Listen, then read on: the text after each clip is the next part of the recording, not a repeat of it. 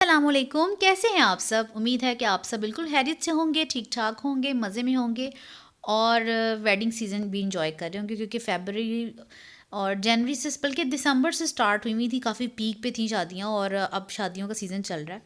लेकिन मेरा हम पे कोई इतना ज़्यादा सीज़न आता नहीं है, मतलब फैमिली छोटी है तो इतनी ज़्यादा शादियाँ आती नहीं हैं।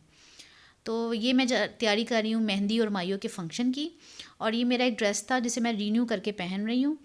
तो ये मैं आपके साथ इसलिए शेयर कर रही हूँ कि जो ड्रेस मैंने आपको दिखाया है, मैंने वैसे इसके साथ शलवार है, लेकिन मेरा चूँकि बहुत आप कोई कपड़े रेगुलरली पहनते हैं ना तो आपको पसंद नहीं आते।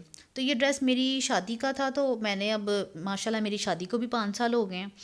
तो 5 साल 8 मार्च को हो जाएंगे, तो मतलब 5 साल ही हो गए हैं मेरी शादी को। तो अब तब मैंने ये ड्रेस बहुत ज़्यादा रिपीट किया था, इतना ज़्यादा नहीं, मतलब रेगुलरली 4-5 दफ़ा पहन लिया था।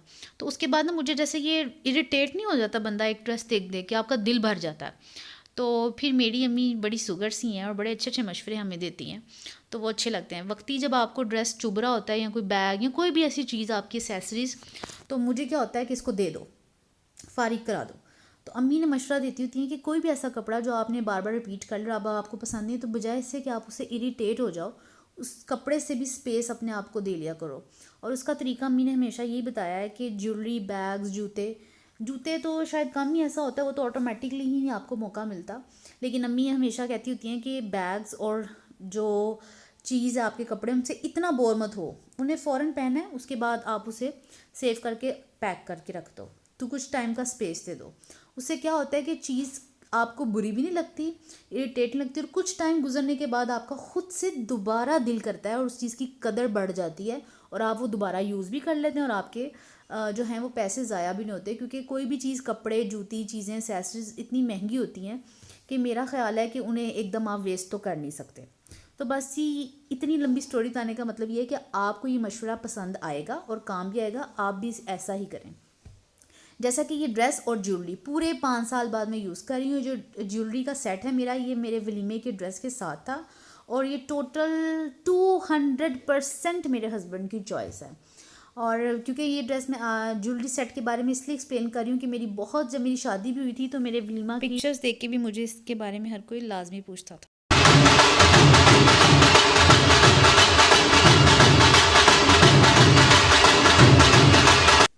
तो मैंने सोचा कि ज़रा आपको भंगड़ा शंगड़ा भी दिखा दिया जाए थोड़ा सा, कि शादियों पे है डांस और भंगड़ों के बगैर तो कोई मज़ा ही नहीं है। और जब पीछे भंगड़ा चल रहा था तो आगे मेरा फ़ोटो शूट चल रहा था।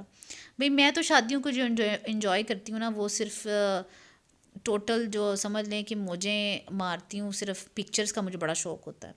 मुझे होता है कि भाई अब तैयार हुए इतनी मेहनत से, तो पिक्चर्स तो होनी चाहिए। क्या ख्याल है, आप शादी कैसे एंजॉय करते हैं? और ये जो मेरी भांजी लगती है, मेरी कज़न की बेटी है, और मैं यहाँ अपने फ़ोटोशूट में बिज़ी थी, तो ये बच्ची को अचानक मेरी नज़र पड़ी, तो ये अकेली डांस कर रही थी, तो मैंने ये जो वीडियो क्लिप है आपके लिए शूट कर लिया। तो ये जनाब मेरे मामू और मोमानी हैं, छोटे मामू। वैसे मेरे 2 मामू थे, एक मामू की डेथ हो चुकी है और मामी की भी। तो ये मेरे मामू हैं, और आपको भी पता होगा मोस्टली लोगों में रस्में तो खैर पंजाब कल्चर में मुझे लगता है काफ़ी हद तक सेम होती हैं पंजाबियों की। और ये है जी गाने की रस्म, जो कि आपको पता है मामू ही करते हैं। तो ये मेरे मामू जो हैं वो गाना की रस्म कर रहे हैं। और क्योंकि हमारे में मेहंदी और माइयों का फंक्शन स्टार्ट ही यहाँ से लिया जाता है कि मामू गाना पहनाते हैं, तो ही जो है वो रस्म स्टार्ट आगे की जाती है। तो ये जी मेरा ड्रेस है, मैंने आपके लिए वीडियो क्लिप शूट किया था। अपनी पिक्चर्स तो मैं ले ही रही थी, लेकिन ये ख़ास जो वीडियो क्लिप मैंने बनाया था आपको अपना ड्रेस दिखाने के लिए कि ये मेरा ड्रेस था। और जैसे कि मैंने आपको बताया कि मैंने इसको थोड़े अरसे के बाद रीन्यू करके पहना है, तो मैंने इसके साथ गोल्डन कलर का गरारा पहना है। तो जो वो इसके साथ शलवार थी, आप पहन पहन के वैसे मैं बोर थी, और फैशन में के मुताबिक भी मुझे करना था। अब 5 साल पहले मेरी शादी में लॉन्ग शर्ट्स का फ़ैशन था, और अब लॉन्ग शर्ट्स का फ़ैशन भी वापस आ गया। और साथ में गरारा बहुत प्यारा लग रहा था ड्रेस। हर एक बंदा मेरी तारीफ़ मतलब कर रही थी, मेरी खाला और सब रिश्तेदार भी कह रहे थे कि ड्रेस बहुत प्यारी लग रही है। तो उसको थोड़ा सा टच यही दिया मैंने कि उसके साथ गरारा पहना, लॉन्ग शर्ट, तो वो उसकी टोटल लुक चेंज हो गई। और अपना ये ज्वेलरी सेट जो था वो मैंने कंट्रास्ट कॉम्बिनेशन में पहन लिया, ब्लू ड्रेस था और इसमें फ्रोजी सा टच था, तो बड़ा अच्छा लग रहा था।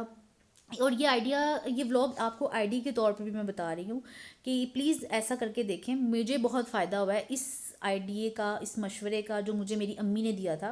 वरना इससे पहले मैंने अपने बहुत से कपड़े तंग आकर इरिटेट होकर जो है ना वो दे दिए, बांट दिए और इस तरह कर दिए। लेकिन फिर मैं अब यही करती हूँ कि एक दो बार कपड़ा पहना, उसको स्पेस दे दी, फिर न्यू बना लिए। इस तरह क्या होता है कि आपका कुछ अर्से बाद दोबारा खुद ही दिल करता है उस ड्रेस को पहनने का या उसको रीन्यू करके पहनने का। तो वो आपको मज़ा भी आता है और एक्साइटमेंट भी होती है। तो अब ये ज्वेलरी सेट भी मैंने अपनी शादी के वलीमे के बाद अब पहना है और ड्रेस भी। तो इत्थे आवाज़ आई सी रोटी खुल गई जे हाँ जी जी, ये आवाज़ शादी पे आई थी। और मैंने आपको अपना क्लच, ड्रेस, ज्वेलरी सब बहुत अच्छे से दिखा दिया और अब खाना खाने का वक्त आ गया है। तो वॉइस ओवर करते हुए दोबारा दिल कर आया है जी माइयों का खाना दोबारा खाया जाए, गर्मा गर्म लाइव भटूरे, बारबेक्यू। और मीठे में जो था वो बड़े स्पेशल किस्म के ना गर्म गर्मा गुलाब जामुन थे। तो बड़ा अच्छा था, मज़े का था। और आपको पता है भटूरे हों और गर्मा गर्म निकल के आ रहे हों तो वैसे ही बड़ा मज़ा आ जाता है, ऊपर से बारबेक्यू का भी। और घर की शादी हो तो प्रोटोकॉल का भी तो एक अपना ही मज़ा है। क्या ख्याल है आपका? आपको ऐसे जैसे लाइव हर चीज़ फ्रेश फ्रेश मिल रही होती है, अपनी टेबल, अपना प्रोटोकॉल, तो मज़ा आ गया था हर खाना खाने का। अब और वॉइस ओवर करके दोबारा दिल कर रहा है बारबेक्यू और मैं दोबारा एंजॉय करूँ, क्योंकि शायद उस टाइम आपको भूख लगी भी हो ना। खाना मुझे लगता है कि एकदम इतना खाना दे के या खाना खुलते दे के आपसे उस तरह खाया नहीं जाता। तो लेकिन बाद में फिर आपका जो है ना दिल करता है, घर आके भी करता है, क्योंकि उस टाइम आपसे इतना ज़्यादा खाया नहीं गया होता। और अब वॉइस ओवर करके तो वाकई दिल कर रहा है। खैर इंशाल्लाह अभी ये मेहंदी और मायू का व्लॉग है। मेहंदी और मायू चूँकि एक ही फंक्शन था तो बारात तक के लिए जो गैप है, इंशाल्लाह अब मैं संडे को जाऊंगी बारात पे, देन नेक्स्ट डे वलीमा। और अगर ज़िंदगी रही, हिम्मत रही, तो फिर इंशाल्लाह ताला आपसे अपना वो व्लॉग भी शेयर करूँगी, अपना वो भी ड्रेस दिखाऊँगी। खैर मैंने इस शादी पे तो अपना एक ही रीन्यू करके ड्रेस पहनना है, लेकिन बारात का मेरा ड्रेस बहुत प्यारा है और वो मैंने फ़र्स्ट टाइम पहनना है। वो मैं इंशाल्लाह व्लॉग दिखाऊँगी। मेरा बहुत प्यारा जैस्मिन का ड्रेस है और इंशाल्लाह ताला आपके साथ शेयर भी करूँगी। और आप लोग अपना फ़ीडबैक मुझे कमेंट में ज़रूर बताइएगा कि आपको कैसा लगा मेरा ये मेहंदी का ड्रेस और इसको रीन्यू कर कर अच्छे तरीके से पहनना कैसा लग रहा है आपको, कि गरारे के साथ इसकी क्या लुक आ रही है, अच्छा लग रहा है ज्वेलरी सेट। और ज्वेलरी सेट के बारे में ज़रा प्लीज़ कमेंट दीजिएगा, क्योंकि मुझे बड़ी खुशी होगी।